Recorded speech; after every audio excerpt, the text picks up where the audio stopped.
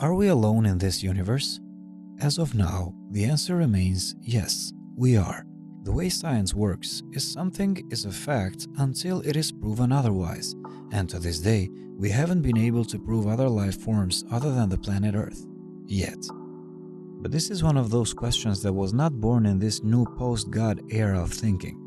We have been trying to decipher unidentified aerial phenomena since the earliest testimony of civilization, up until when we were able to freeze time and take a look at it. But never in history has there been such an ever-growing interest from science in UFOs and other mind-puzzling unexplainable air phenomena. Here's why. Hi, I'm Yonka. Welcome to this episode of Blank Notes. The news that Donald Trump equipped the USA military with a Space Force division fell in the same bin with the hand sanitizer injection. But when Biden came to power, the government requested the CIA to declassify the intel they had on extraterrestrial experiences, resulting in the publication of 50 years of documentation of such encounters. I've added a link in the description so you can see it for yourself.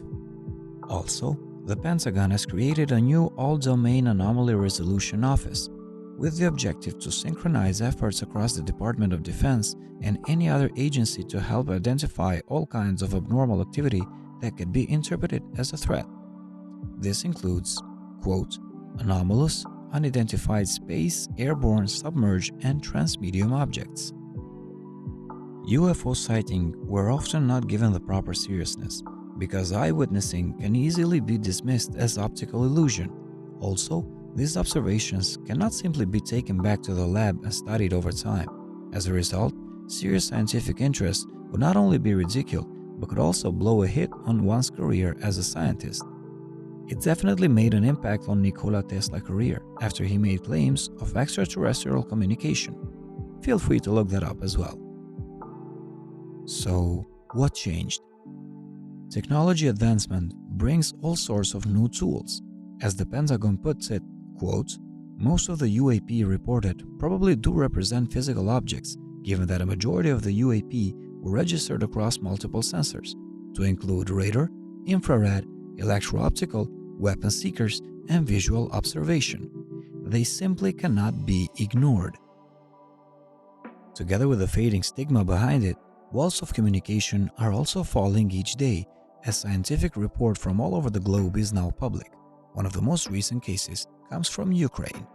3 scientists of the National Academy of Sciences of Ukraine published a paper stating the recording of moving objects made by 2 different observation stations in Kiev, 120 kilometers far from each other. The encounter happened during daytime. Some of the objects were luminous, while others did not reflect sunlight.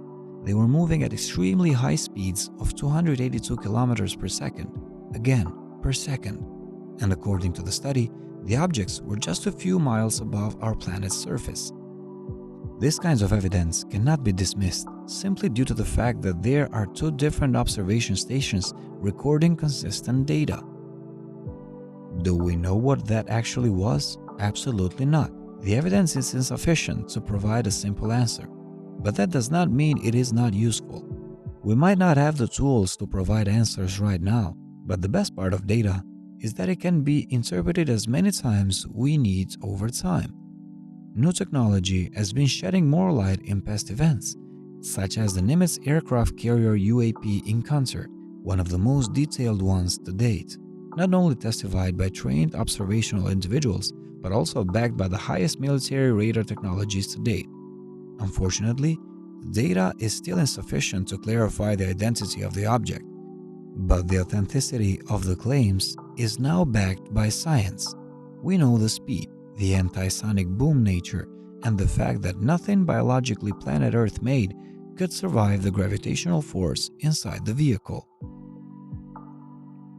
In conclusion, there are still a great portion of UAP cases that remain unsolved and mind-puzzling. The data is not enough. The tools we possess are not capable yet. Maybe everything is just a result of light frequencies anomaly or glitches in a dimension we cannot harvest yet. The most important is that science is getting rid of the stigma around it and is actually trying the best to make some sense out of it. Furthermore, institutions of intelligence are trying to be more open to the public. Their answer on whether we are alone in the universe is still we don't know. Again, this is one of the biggest questions humanity has ever posed. Will it ever be answered? Eventually. Will we be there to see it? We don't know. That's it for this video. Friendly reminder to support small independent channels by hitting the subscribe button. Thanks for watching. Catch you in the next one.